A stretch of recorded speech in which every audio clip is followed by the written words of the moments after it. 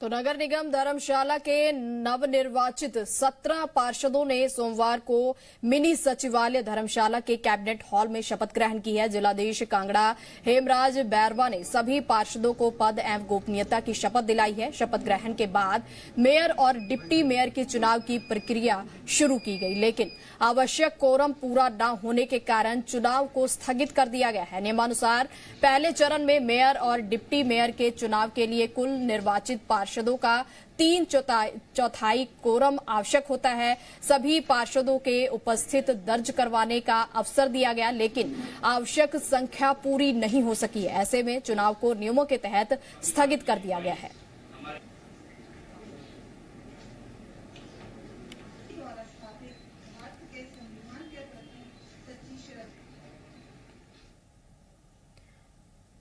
तो इसी पे और हम चर्चा करेंगे और हमारे साथ भूषण रौटा जी जो कि कांग्रेस के लीडर हैं वो हमारे साथ जुड़ चुके हैं। संजय शर्मा हिमाचल बीजेपी के प्रवक्ता हैं, तो कालीदास आम आदमी पार्टी के प्रवक्ता हैं। सभी मेहमानों का बहुत बहुत स्वागत है जी पंजाब हरियाणा हिमाचल में। जी हमारे साथ आम आदमी पार्टी के प्रवक्ता कालीदास भी जुड़े हुए हैं। कालीदास जी, आप किस तरीके से देखते हैं? सभी को नमस्कार जी और सभी दर्शकों को मेरा नमस्कार। आम आदमी पार्टी इसमें कुछ ज्यादा बोलने की स्थिति में इसलिए नहीं है क्योंकि ये पार्टी सिंबल पे चुनाव हुए हैं सभी, और आम आदमी पार्टी ने सिंबल के आधार पर चुनाव नहीं लड़ा जी। गुण और दोष आधार पर जो है जीतने वाले कैंडिडेट जो थे उनको समर्थन दिया था, जिसमें कुछ आजाद जीत के आए हैं जी। तो 2 पार्टियां जो हैं, इसके अलावा तीसरा पक्ष जो है, जो आजाद आए हैं, उनका कुछ न कुछ रोल होगा। बाकी ये 2 नगर निगम में जो मेयर और डिप्टी मेयर बन गए, तो उसके लिए मैं बधाई देता हूँ ना जीतने वालों को।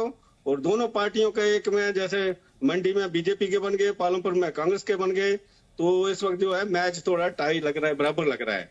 अब देखने वाला समय अब आ रहा है 1 तारीख को या 2 को। तो देखो, जो भी है लोकतंत्र का मान सम्मान होना चाहिए, जनता को जो फैसला उसको मानना चाहिए, क्योंकि भारतवर्ष में लोकतंत्र की बहुत अहमियत है और पूरे विश्व में सबसे बड़ा लोकतंत्र है। तो लोकतंत्र के साथ हमें चलना चाहिए और जीतने वालों को बधाई, और जो अभी नहीं जीत पाए उनको भविष्य के लिए शुभकामनाएं। हमारा तो कहना यही है कि जैसे कि संजय शर्मा जी कह रहे हैं कि इनको अपने जो इनके निर्वाचित वो नगर निगम के प्रतिनिधि हैं, उनके ऊपर थोड़ा सा कम विश्वास लग रहा है, क्योंकि इनको खतरा लग रहा है कि कहीं होस्ट ट्रेडिंग ना हो जाए और जो हमारे कैंडिडेट हैं दूसरे दल में ना चले जाएं। तो ये है, अब जो होगा चुनाव होगा तो वो साधारण बहुमत से होगा।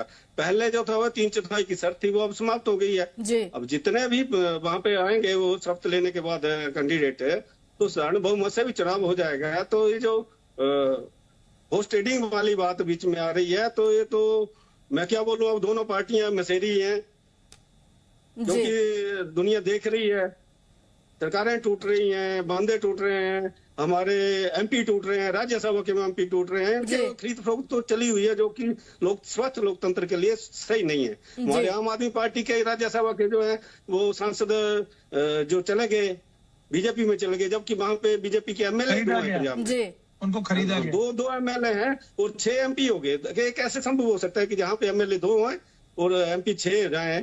ये थोड़ा सब सामने नजर आ रहा है। सर हमारे पास सीडी और ईडी नहीं है ना, अगर इनके कांग्रेस, अगर कांग्रेस और आप पार्टी के सांसदों की इनके संगठन के प्रति नहीं